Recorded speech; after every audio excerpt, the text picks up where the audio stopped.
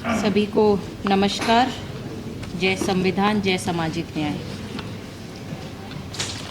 आज यहाँ पर मुझे समता संघर्ष, माइक चल रहा है? अच्छा, तेज़ बोलो। समता संघर्ष समिति द्वारा कल मुझे मयंक यादव जी का फ़ोन आया कि ऐसे ऐसे प्रोग्राम है और आपको आना है इसमें। और साथ ही जयंत जिज्ञासु जी और तमाम स्टूडेंट्स जो हमारे लगातार इस मूवमेंट में जुड़े हुए हैं, उन लोगों ने भी मुझे सूचना दी इस प्रोग्राम का। आपका धन्यवाद, आपने मुझे यहाँ बुलाने का काम किया। तेज़ बोलूँ माइक को। मैं गुजारिश करूँगी कि हमारे चेयरमैन साहब अनिल जैन जी और हमारे कांग्रेस पार्टी के उड़ीसा के इंचार्ज अजय कुमार लल्लू जी मंच पर आ जाए तो अच्छा रहेगा। जो अभी चमाड़िया जी ने बोला, डबल फेस नहीं रहेगा, सिंगल फेस में हम लोग यहाँ पर रहेंगे।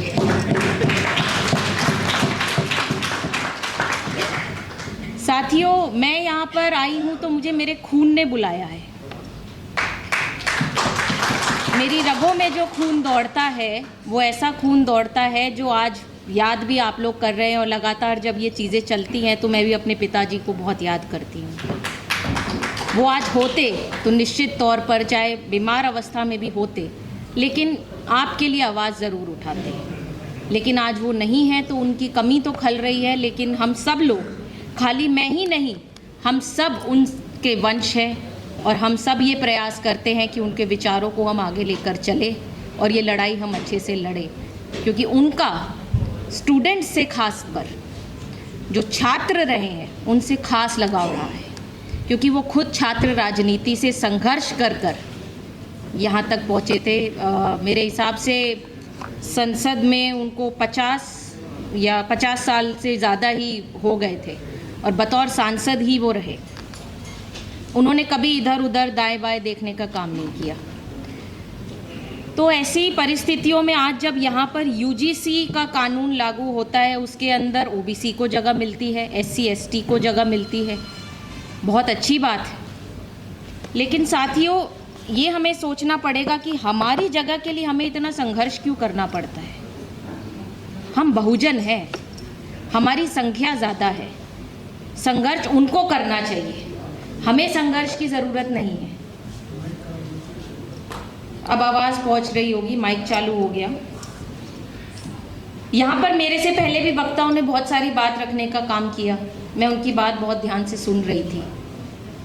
मैं बहुत लंबी बात नहीं रखूंगी, लेकिन मैं आप लोगों को ये ज़रूर याद दिलाना चाहूँगी कि जो हज़ारों साल की गुलामी, 3000 साल का जो आरक्षण कुछ मुट्ठी भर लोगों ने खाया, उनको तकलीफ है हमारे 75 ईयर्स ऑफ इंडिपेंडेंस के।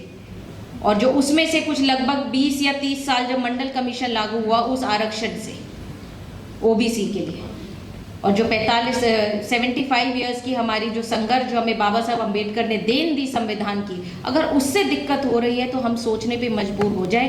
क्योंकि अब हमारे बीच में कबीर नहीं आएंगे, हमारे बीच में गुरु नानक नहीं आएंगे, हमारे बीच में ज्योतिबा फुले, बाबा साहब अम्बेडकर नहीं आएंगे और कोई दूसरा शरद यादव भी पैदा नहीं होगा। ये हम लोगों को ही अपने अंदर ये उम्मीद और ये एक लड़ाई और संघर्ष करने की जो होती है तड़प, वो पैदा करनी पड़ेगी। तभी हम लोग एक राह पकड़ सकते हैं और अपने लोगों के लिए खड़े हो सकते हैं। आज क्यों हमें भीख मांगनी पड़ रही है कि हमें थोड़ा सा इंक्लूड इधर कर लीजिए, थोड़ा सा हमें इंक्लूड कर लीजिए। अरे हम बहुजन हैं, हमारा हक पहले पड़ता है और हम अपने हक की लड़ाई लड़ रहे हैं। ये तो शुक्र मनाइए, हमने बदले को नहीं चुना, हमने बराबरी को चुना है। हम बराबरी मांग रहे हैं, हम बदला नहीं ले रहे हैं।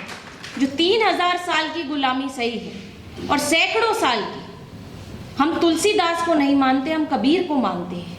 हम नहीं मानते कि शूद्र पशु नारी सब ताड़ना के हैं अधिकारी। क्यों है ऐसी बातें? कौन सोचता है?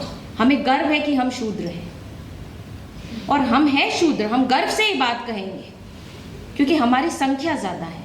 ये डरपोक लोग हैं, ये डरते हैं, ये जातिगत जनगणना भी नहीं करवाएंगे।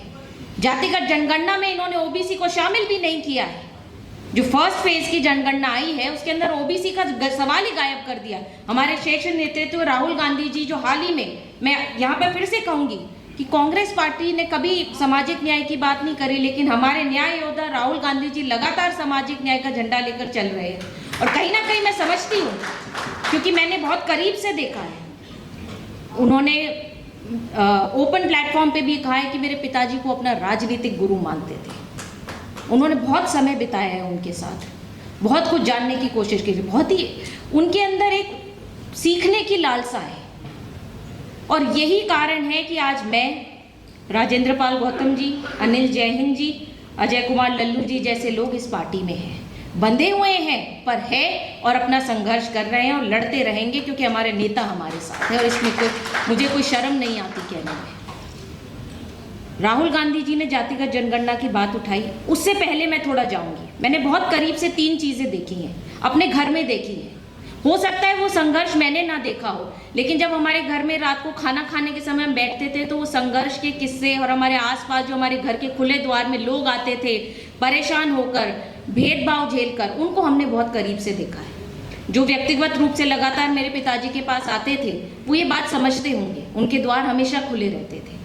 तो हमारे घर में ये सब चर्चा होती थी, आपकी चर्चा होती थी, हमारी चर्चा होती थी।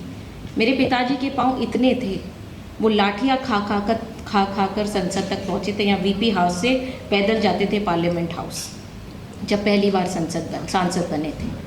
तो वो संघर्ष उन्होंने देखा है।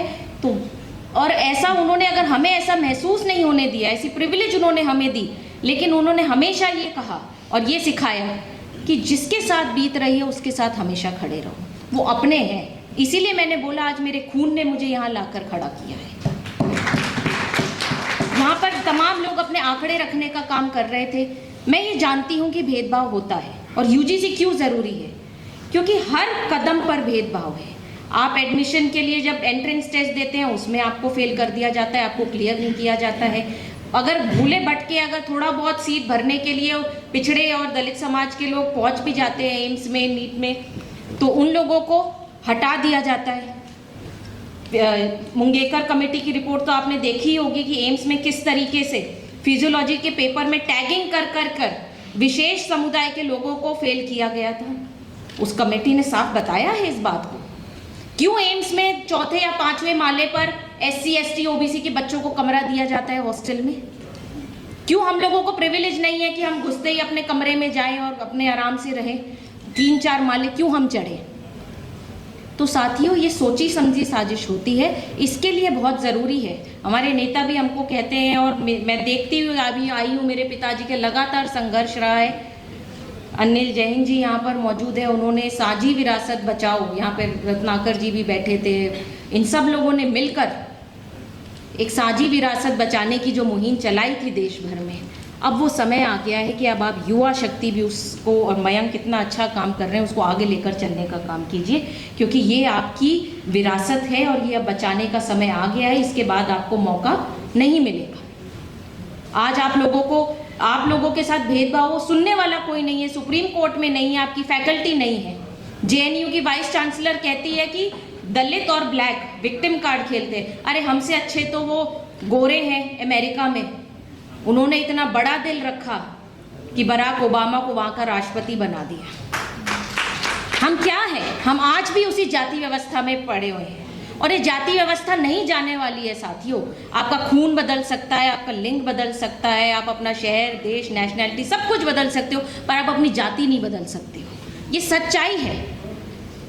पर जिस दिन एक मुट्ठी भर लोग जाति खत्म करने की बात ठान लेंगे, जातिगत जनगणना करवाने की बात पे अड़िग हो जाएंगे, उनकी भी गिनती करो, हमारी भी गिनती करो।